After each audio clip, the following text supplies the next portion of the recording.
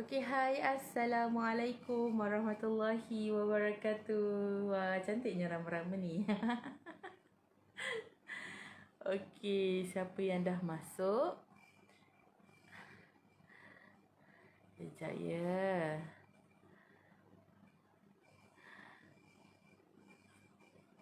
Okey, hai. Assalamualaikum.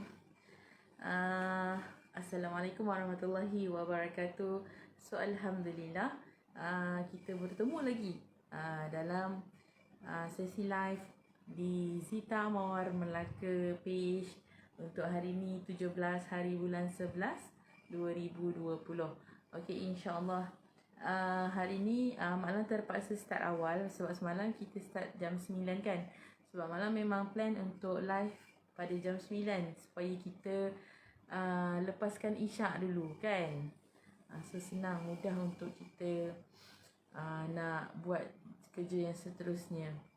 Okay, so insyaAllah, so siapa yang baru masuk hari ni, okay, nampak pula lampu sana. Okay, siapa yang baru masuk, boleh komen anda menonton Mak Lang daripada mana. Adakah audio dan video Mak Lang clear? Adakah dia jelas?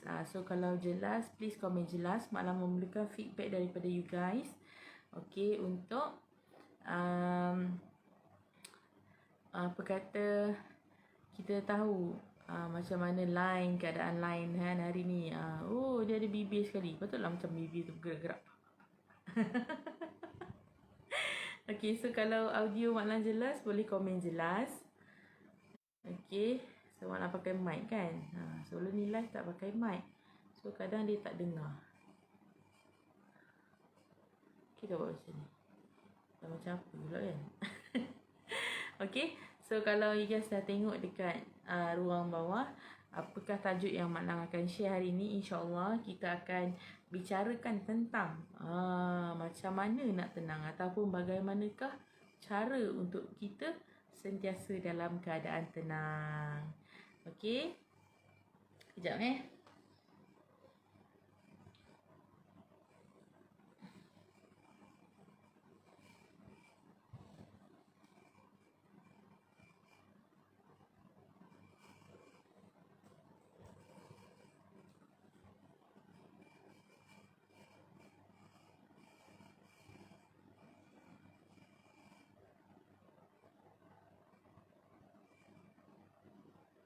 Okay, so siapa yang dah masuk boleh say hi dan teruskan share, kongsikan kepada grup-grup community yang you guys ada join dekat area-area you guys. Sebab apa topik yang malam ni Mak Lang nak share adalah sangat gila penting.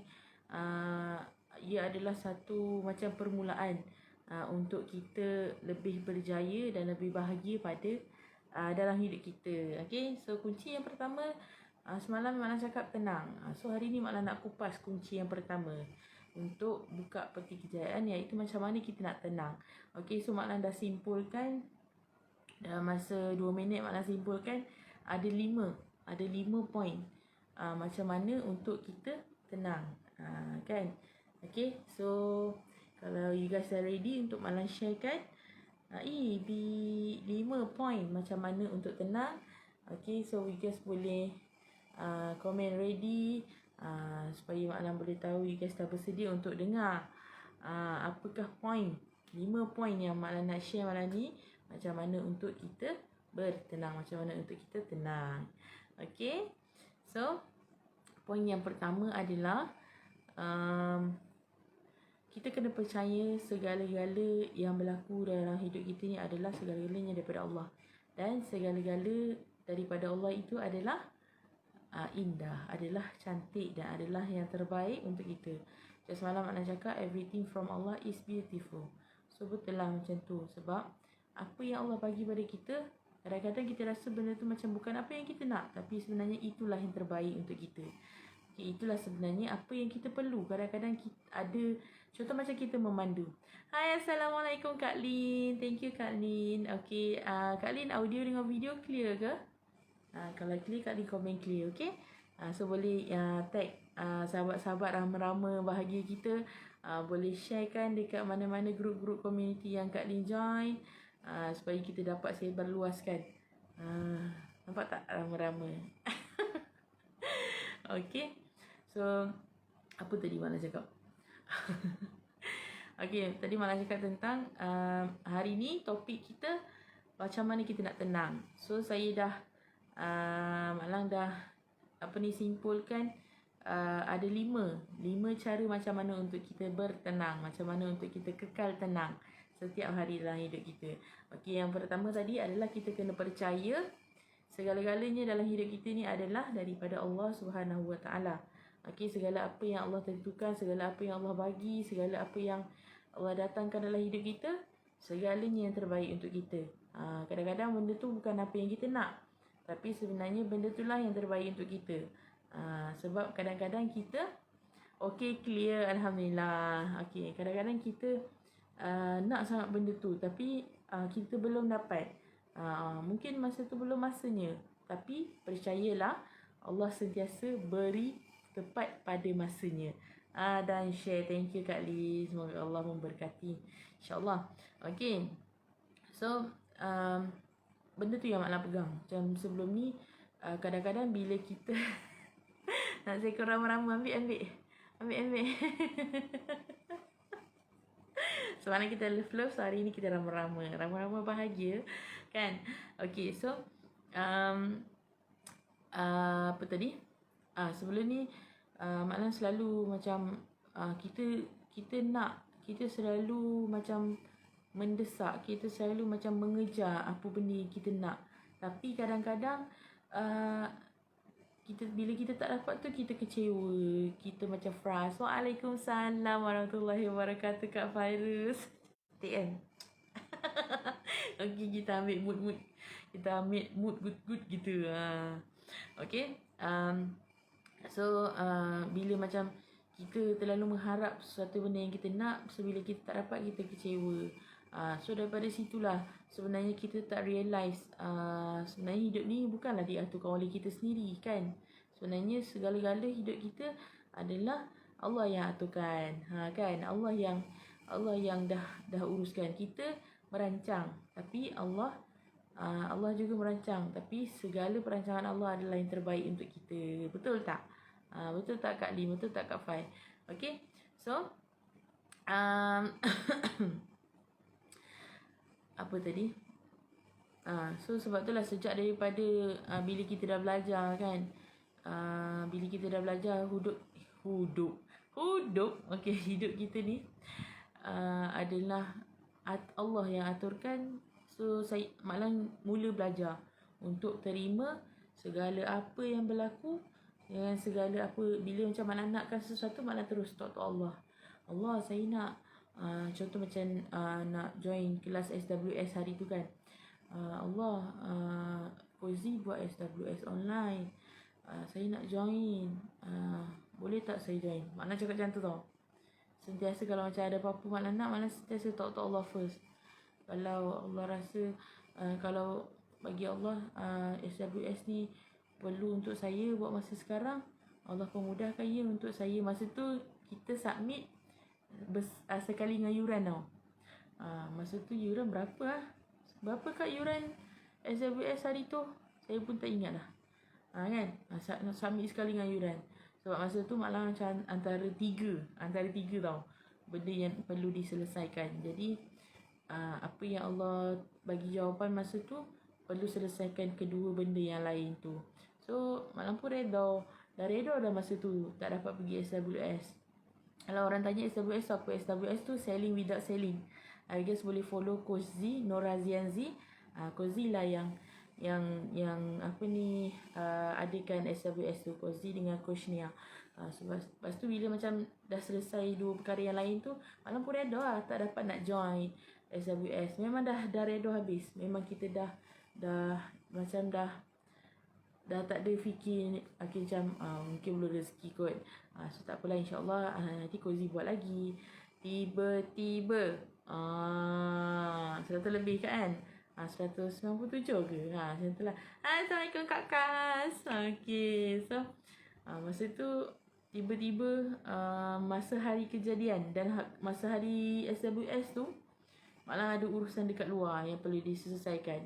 Dan tiba-tiba masa tu leader Mak Lang yang sekarang ni, leader tim Aura Bahagia, Kak Suma, yang merupakan MC masa SWS tu, message Mak Lang dan nak bagi Mak Lang tiket free untuk SWS online. Masa tu ya Allah, kita dekat luar kan, kalau kat rumah ni dah basah dah ni. Rasa macam ini adalah SWS yang kedua yang Mak Lang pergi, dan kali kedua juga free. Yang kali pertama Mak Lang pergi masa dekat Damansara, tu pun free juga. Hasil daripada live share live Cozy banyak-banyak. Tak sangka pun jadi sharer yang paling banyak masa tu. So macam bila Allah bagi kali kedua, sebenarnya ada benda yang Allah nak kita, nak Mak Lang belajar masa tu. Okay, macam kita, apa yang kita buat selama ni semua bukan atas usaha kita, semuanya atas izin Allah. Macam semalam Mak Lang cakap, bila Allah nak bagi, tak ada siapa pun yang boleh halang. Tapi bila Allah tak nak bagi, tak ada siapa pun yang boleh nak bagi. Kan? So sebab itulah kita kena percaya apa pun yang berlaku dalam hidup kita, semuanya daripada Allah. So macam bila kita rasa kita nak marah, bila sesuatu datang trigger kita untuk marah, tu maknanya cepat-cepat kita twist mind kita. Ada benda yang Allah nak aku belajar daripada benda ni. So kita takkan, otak kita akan macam dia macam terpana, tak jadi nak marah. So macam bila kita pegang benda tu, hidup kita akan lebih mudah lah untuk tenang. Kita tak ada rasa nak marah, tak ada rasa nak risau, tak ada rasa takut. Kalau macam kita kena buat sesuatu yang buatkan kita macam risau nak buat kan, ataupun kita risau apa benda yang akan jadi, akan datang. Tak payah kita tak payah risau pun, sebab Allah ada. Kita kena percaya, kita kena serahkan dekat Allah kan. Allah sentiasa beri yang terbaik untuk kita. Pegang tu je, dah cukup dah. Okay, so itu adalah kunci yang pertama. Akak masih clear lagi ke audio dan video saya? Alhamdulillah, miracle. Ya betul Kak, saya sangat gila bersyukur masa tu. Saya rasa macam nak sujud je dalam kereta time tu. Masa tu dalam kereta kan, ya Allah Akbar. Masa tu Kak Suma bagi speechless lah, tak tahu nak cakap apa. Okay, itu adalah poin yang pertama, iaitu segala-galanya daripada Allah adalah yang paling terbaik untuk kita. So yang kedua, rasa macam pakai bulu mata malam ni. Okay, yang kedua adalah latihan merespon. Bagaimana kita merespon pada setiap situasi yang datang pada kita, setiap situasi yang jadi dalam hidup kita setiap hari. So bagaimana kita merespon. Macam mana maksud merespon tu adalah, contoh macam bila seseorang satu situasi yang berlaku kan. Kata kalau satu situasi yang berlaku, kita turun macam di rumah masuk dapur, tiba-tiba macam ada situasi yang menimbulkan ketegangan. Bukan ketegangan urat, ketegangan emosi kat situ yang trigger kita untuk marah. Tapi masa itulah kita kena jaga macam mana kita nak respon pada benda tu. Adakah kita nak marah juga macam dia, ataupun kita nak diam, tenang, senyum. So latihan merespon ni sangat gila penting.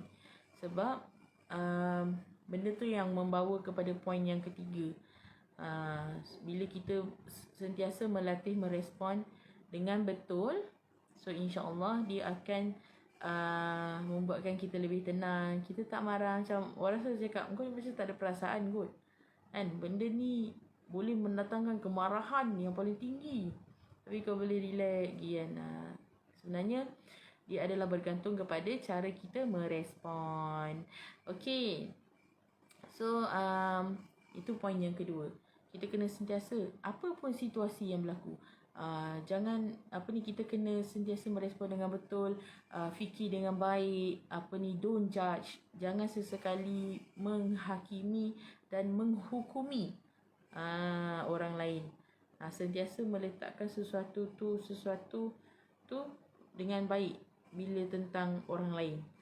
Contoh macam dia tak salah pun, mungkin dia tersalah cakap, yang salah tu percakapan dia, bukanlah dia tetap benar.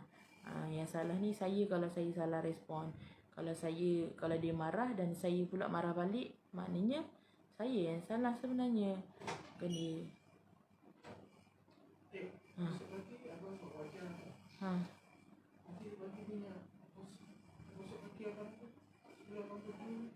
Ha.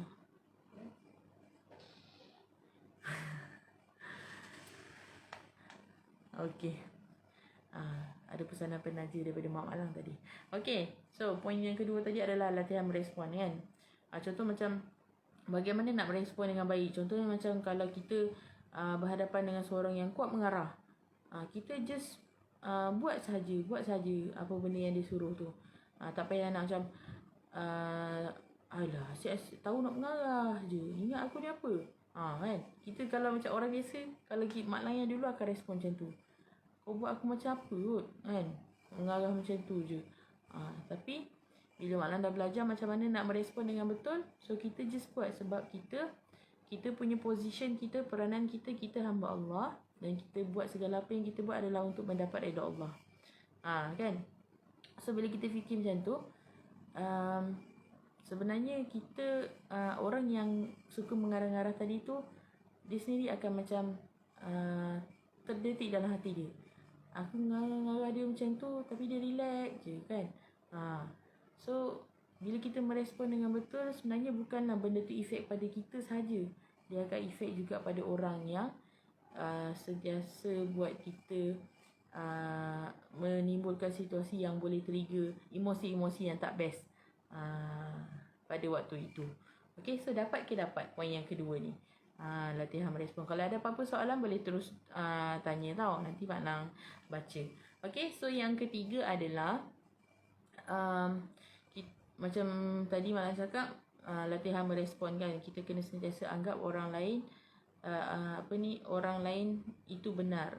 Yang salah itu kita, sebab kita salah respon. So itulah poin yang ketiga. Saya salah, anda benar. Okay, bila benda ni Mak Lang dapat masa Mak Lang join Magnet Rezeki Pak Nasrullah. So benda ni yang Pak Nasrullah selalu tekankan, bagaimana untuk kita membuka perisai. Perisai itu dosa kan. Perisai itu maksudnya dosa. So bagaimana untuk kita memecahkan benteng dosa tu adalah dengan selalu amalkan saya salah, awak benar. Contoh macam ada satu perkara yang, contoh macam kita difitnah. Kita difitnah kan. Dalam situasi tu kita difitnah. So macam kalau kita berada pada level mangsa, kalau kita meletakkan diri kita sebagai mangsa, so kita akan meletakkan orang tu sebagai orang yang kita yang benar. Dan masa tu masalah takkan selesai pun. Kita cubalah menegakkan benang